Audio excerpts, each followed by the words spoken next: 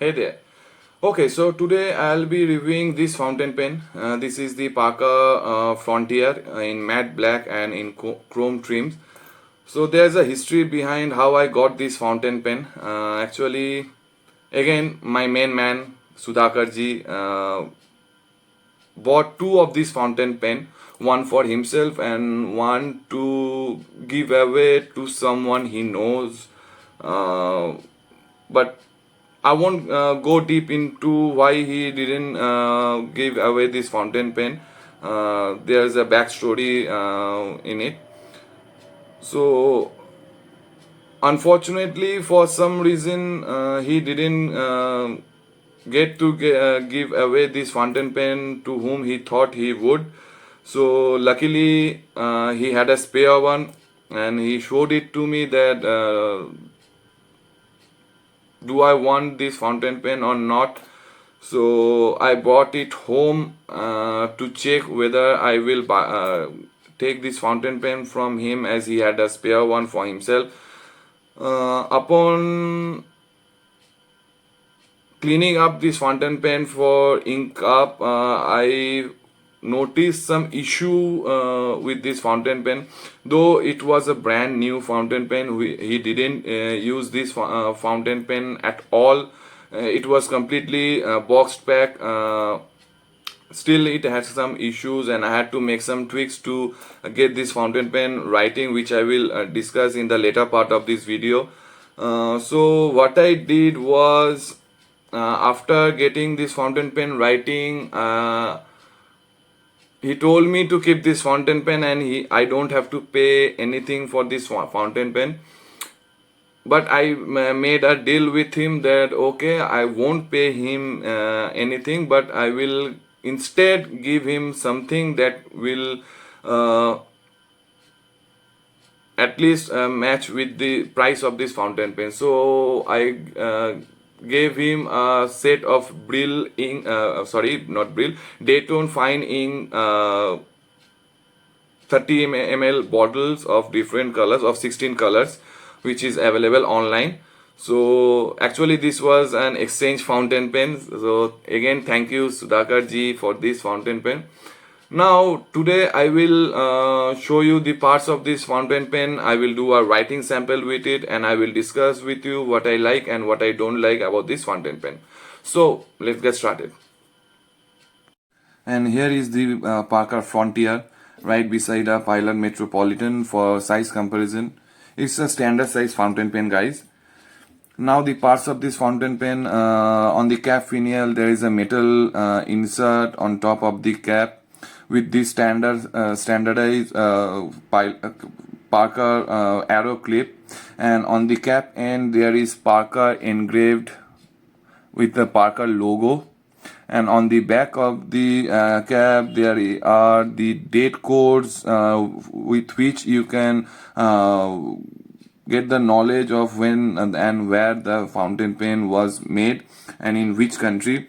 Now I like the shape of this fountain pen, and on the back of and the barrel finial does not have anything, just this barrel tapers down to meet just slightly dome shaped barrel.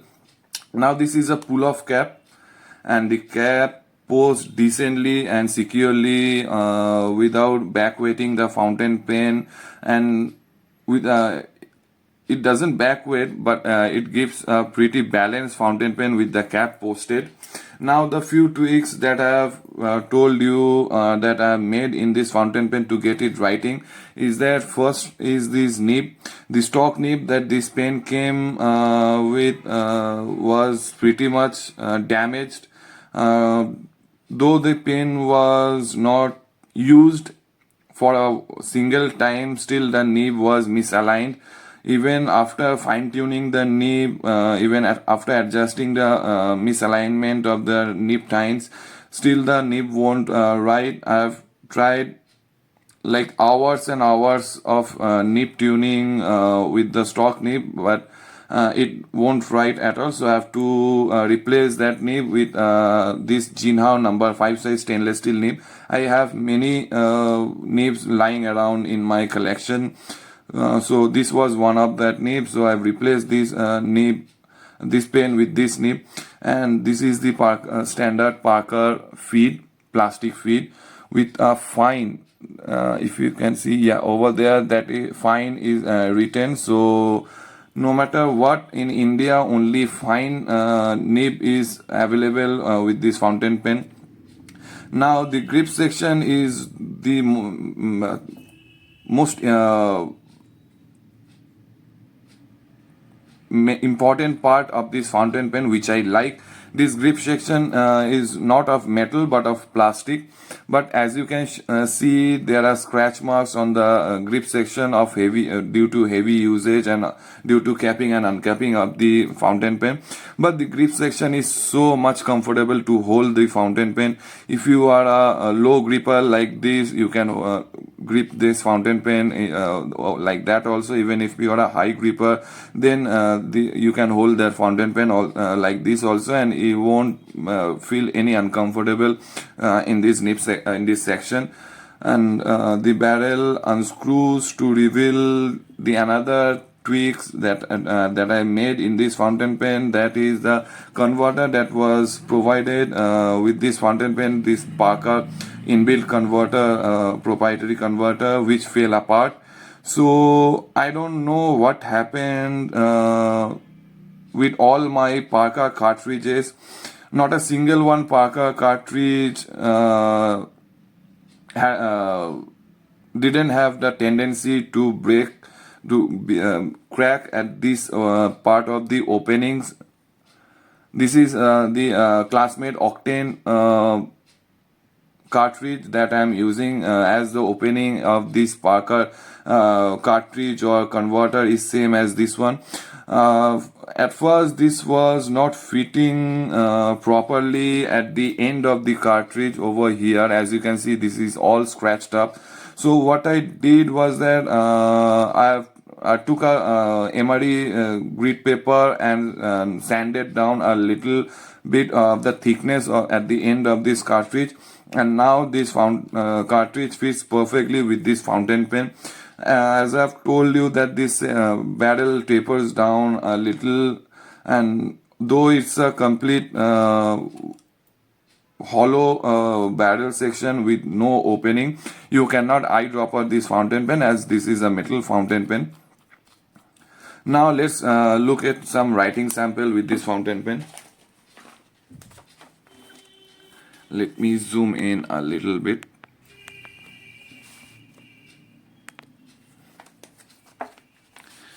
Now this is the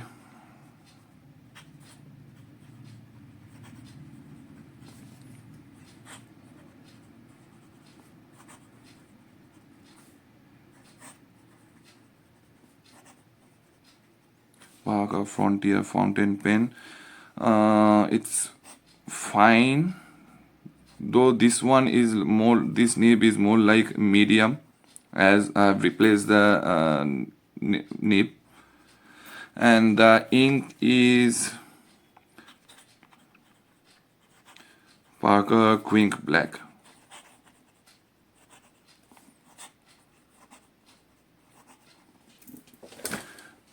Sorry, I've bumped the camera stand. Now some writing sample.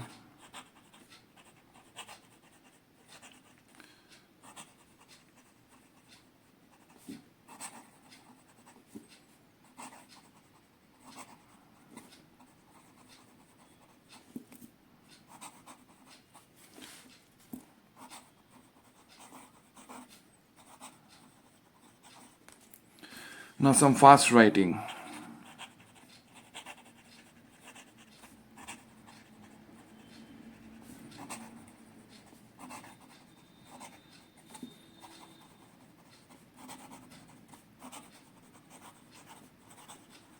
No issue, no hard starts, no skips, no nothing. And this fountain pen is a reliable writer. Now some wetness.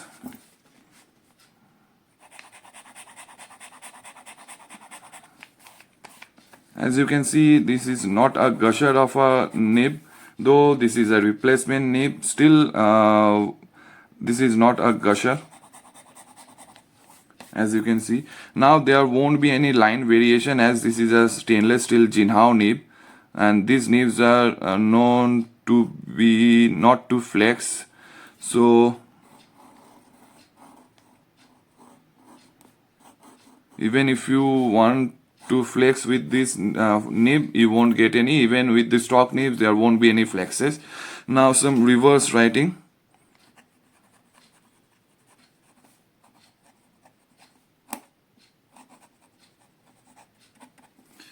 As you can see, this is much scratchy with reverse writing also. Don't worry, that was some thing behind this page. That's why the nib got stuck on the page like that. So this is pretty much it about the writing sample of this fountain pen. Now let me discuss with you what I like and what I don't like about this fountain pen.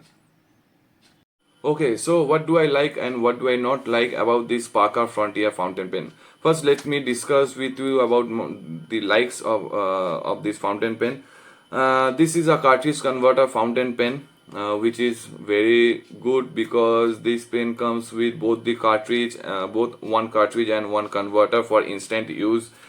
And this fountain pen comes in two finishes. As you can see, this one is the matte black finish with with chrome hardware, and another one is available in stainless steel version with both chrome and gold hardware as well. But and only fine nib is available within India. Don't know why is that. So these are the two finishes that are available in India, but outside of India there are like 50 to almost 50 finishes are there that are available. Many are obsolete now. Many finishes even outside of India, those finishes are obsolete. Even I wish I had that transparent finish, in stainless steel cap and a transparent body.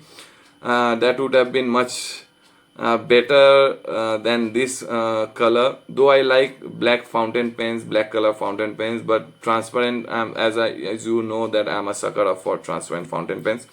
Next, this is a good EDC fountain pen. I use this fountain pen on a daily basis. Ever since I got this fountain pen, not a single day was there that this pen was not inked. It's kind of in a daily rotation of my fountain pen, and it's a workhorse fountain pen, I will say. No hard starts, no skips, no dry up issues with the nib, though this is not the stock default nib that Parker has provided. This is standard Gina number 5 size stainless steel nib. Still the feet keeps up with the ink, so there is no issue while writing with this fountain pen. Even this is a metal body fountain pen with some rubberized texture has been given on the outside of this fountain pen, as you can see. Though this is a metal fountain pen, this does not weigh much, and because of that, this fountain pen is a perfect fountain pen for longer writing sessions, for longer note takings, or office meetings, notes and stuffs. Even both posted and unposted also, this is a good size fountain pen with decent weight. Posted, this pen becomes very balanced. Though the cap has a decent weight in it, yet it does not backweight the fountain pen while you're writing with this fountain pen posted. Next is that the shape of this fountain pen is what I like the most in this fountain pen. This shape is like some unique shape, as you can see. Another thing is that the section, the shape and diameter girth of this section is the most comfortable part of this fountain pen, for both for low grippers who tends to grip their fountain pen low as towards the nib and high as towards the thread section. So for both the grippers, for low grippers and high grippers or normal grippers, this grip section is very comfortable to use. Next is that the nib in this fountain pen can be swapped with any other number 5 size nib. So if you want Canride, if you can swap it with Canride number 5 size nib, and in Canride you can get extra fine, medium, broad number 5 nibs. So if you want, you can swap the nib with Canride nibs. And Canride is an Indian manufacturer of fountain pen and nibs and feeds as well. So if you so this is a swappable, this has a swappable nib unit, which is kind of good. Next is that another thing, if you want, or if you having any issue with the nib or the feed or ink flow in this fountain pen, or suppose you have accidentally dropped this fountain pen on the floor, nib first, which will damage the nib, sometimes maybe beyond repair. So what you can do is that in many e-commerce site or online sellers tends to sell this section nib and feed unit as a spare unit. So if you want, you can buy that spare nib unit as well. The price varies from in between 200 to 250 rupees, which is not a big deal, though a bit pricey, I will say. Had it been available in between 150 to 200, it would have been much better. At least that is my opinion. But for 200 to 250 rupees, I think it's good. So if you want, you can change the whole nib section of this fountain pen, including the section nib and the feed. And that also comes only in fine. You won't get the medium nib with the spare unit of that fountain in this fountain pen. Next is that the clip is nice and springy, as you can see, and is much usable. As I have told you that this is an EDC fountain pen. I have used this fountain pen a lot. Even I've put it in my jeans pocket as well. Hence all these scratch marks and the scuff marks on this matte black finish. So if you want, you can clip this fountain pen in your jeans pocket as well, and it won't come off of its own. And as this it has a metal body, even after putting a decent amount of pressure on the fountain pen, it won't break on you or in your jeans pocket or shirt pocket.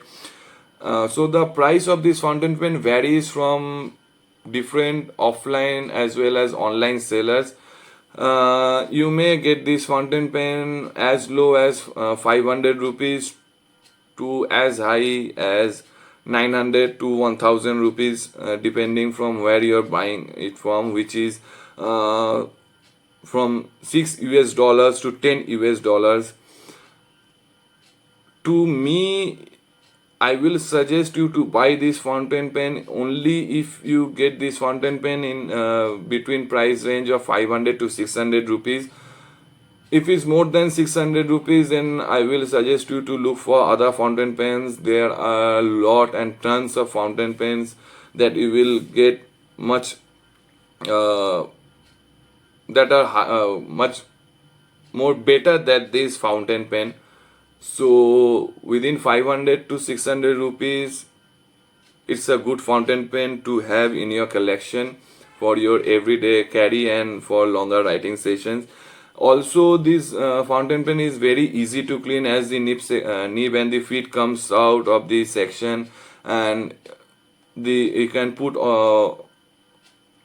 the section in a liquid in a water with some liquid dish soap in it, and you can clean it out very easily. There is no much hustle in cleaning this fountain pen and maintenance of it. Later I will show you how to disassemble this fountain pen. I will make a separate video on it. And next is that, now let me tell you what I don't like about this fountain pen. The first thing I don't like about this fountain pen is that, as you can see, if I can show you in this lighting condition, in this matte finish there are some glossy texture you can see on this fountain pen, on the barrel and on the cap section. That ink is reflecting much more better.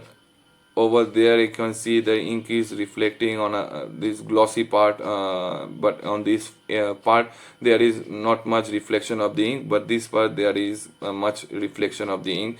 So what I'm trying to say is that this matte finish black fountain pen tends to catch scratch marks or scuff marks very easily if you don't use it carefully. As I've told you, I've used this fountain pen, I've clipped this fountain pen in my jeans pocket with my cell phones and keys and other stuffs, so it won't break on you, which is good, as this is a metal fountain pen and the metal quality is very good. But this finish, this matte black finish, might get scratched up or scuff marks in later time if you don't use this carefully. But if you want to use this fountain pen and if you want to carry this fountain pen in your jeans pocket, then I will suggest you to go for the stainless steel version. No matter what the hardwares are, chrome or gold hardware, you should go for the stainless steel finish, which will catch less scratch marks. It will get scratched if you keep this fountain pen with your keys and coins. The stainless steel one also will get scratch marks and scuff marks, but not like this, and it won't be much visible to your naked eyes or to others who are looking at your fountain pen when you are using it. And another thing is that even if you can look at this section, this is a plastic section, as you have seen in my previous part of this video. The top part and the bottom part is glossy enough to reflect the light, but in between that there is a matte finish ring that it has trying to get. So what happened is that this section also tends to scratch up on heavy usage. As I have told you that ever since I have got this fountain pen, which is kind of almost a year back, not a single day was there that this pen was not in use and was uninked. So upon heavy usage of these fountain pens and on constant capping and uncapping of this fountain pen, that section also scratched up. So I will suggest you to go for the stainless steel version if you are a heavy user or a rough user of your pens. Next is that I don't know why it happened to me, or only I don't know, means has anyone ever faced that issue like me. I have many Parka cartridges with me in my collection. All those cartridges got cracked or tend to get cracked at the opening of the cartridge. I don't know why. Not a single one is in one piece, and due to that, when I'm writing with this fountain pen, unaware that the cartridge opening has cracked open, there was much more ink flow through the nib, through the feed and into the nib, which messed up my writing and my notes many times, because ink will gush out of your nib and sometimes ink drop, blobs of ink will be there on your paper. So I don't know that I have bought those cartridges from many different offline stores as well as online stores, but not a single cartridge is there in my collection which is in one piece and has not cracked open at the opening of these cartridges. Another thing is that as this pen comes with both one cartridge and one converter inside of this fountain pen, the converter does not hold a lot of ink. It's a simple push-pull type converter with a metal agitator ball to break the surface tension of the ink inside of the converter barrel. But that converter does not hold a lot of ink, so I will suggest, if you have any luck using Parker cartridges without crack issues, I will suggest you to use those Parker cartridges to get a decent ink capacity. And what else to say about this fountain pen? I like this fountain pen. There's not much thing that I dislike about this fountain pen. So that's it for today. Hope this video was useful, and I will gladly see you later. Bye bye.